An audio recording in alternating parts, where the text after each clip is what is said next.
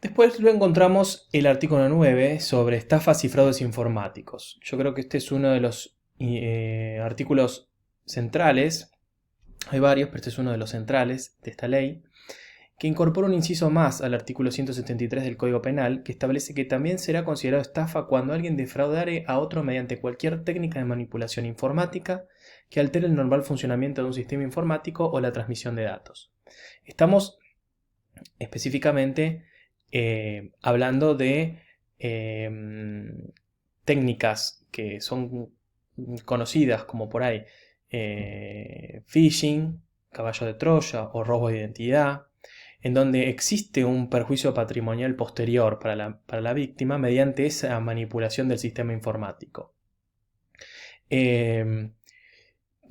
Por detrás existen algunos elementos, como en el caso del phishing, son lo que se conoce como técnicas de ingeniería social, son técnicas que permiten engañar a las personas, diciendo o aparentando situaciones que no son.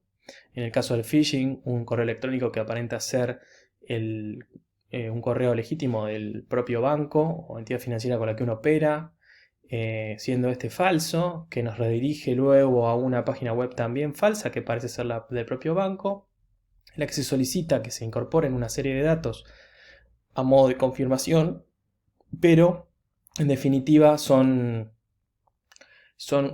técnicas para obtener esa información, esos datos de cuentas, de claves, de contraseñas, de números de tarjeta, para luego usarlas para consumir productos a nombre del verdadero titular y que éste se vea afectado patrimonialmente. Por eso estamos en el apartado de estafas y fraudes informáticos. Es un delito doloso, atento, que además de conocer de que uno se está estafando a una persona requiere conocimientos especiales técnicos, ¿sí? No cualquier persona puede cometer este tipo de delitos. El artículo 10 nos habla de los daños a sistemas informáticos. Incorpora un párrafo más al artículo 183 del Código Penal, estableciendo penas de prisión a quien alterare, destruyere, inutilizare datos, ¿sí? Ahí ya vemos la cuestión informática, documentos, programas o sistemas informáticos, o vendiere, distribuyere, hiciere circular o introdujere en un sistema informático cualquier programa destinado a causar daño. Esto no es nada más ni nada menos que la tipificación de los daños producidos por virus, los llamados virus informáticos u otros programas similares, más globalmente llamados malware, ¿sí? Que están diseñados para generar daños en los sistemas de las computadoras de las personas infectadas.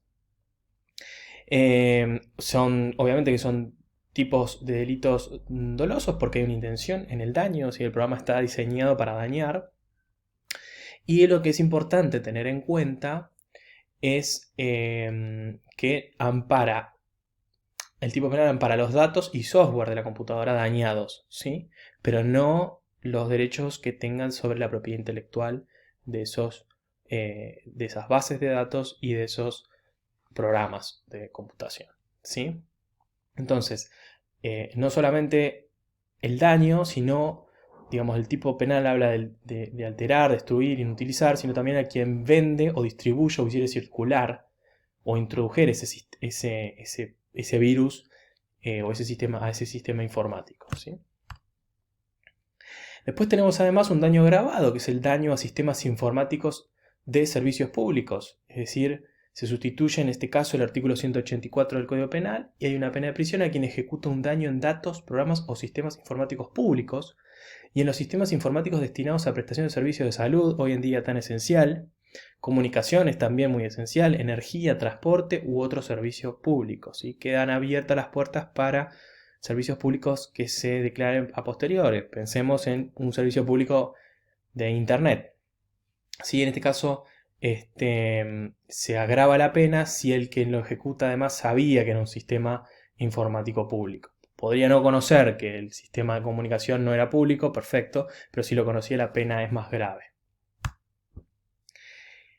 El artículo 12 habla de la interrupción o entorpecimiento de las comunicaciones. En este caso hay una reforma al artículo 197 del Código Penal y establece penas de prisión a quien interrumpiere o entorpeciere comunicaciones de cualquier naturaleza o se resistiere violentamente al restablecimiento de las mismas. Fíjense en este caso que hay un término que se utiliza que dice de cualquier naturaleza, abre la puerta a las comunicaciones electrónicas, ¿sí?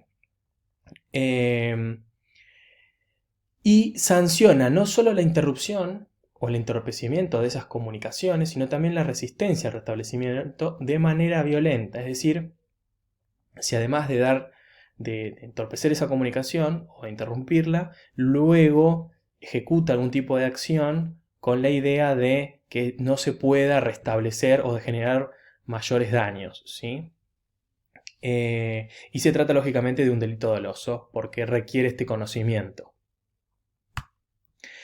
Y por último, el artículo 13 sustituye el artículo 225 del Código Penal y establece penas de prisión a quien sustrajere, alterare, destruyere o inutilizare en todo o en parte objetos destinados a servir de prueba ante la autoridad competente, registros o documentos confiados a la custodia de un funcionario público o de otra persona en el interés del servicio público. En este caso, ya existía el delito de alteración de medios probatorios, pero en este caso se agregó alterare, como con el fin de incorporar o de proteger sistemas informáticos de cualquier tipo de modificación, o de prueba digital o de prueba electrónica, y lo mismo que en todo en parte, ¿sí? Pudiendo ser en su totalidad o en una parte pequeña, teniendo que ser además la modificación que se hace definitiva.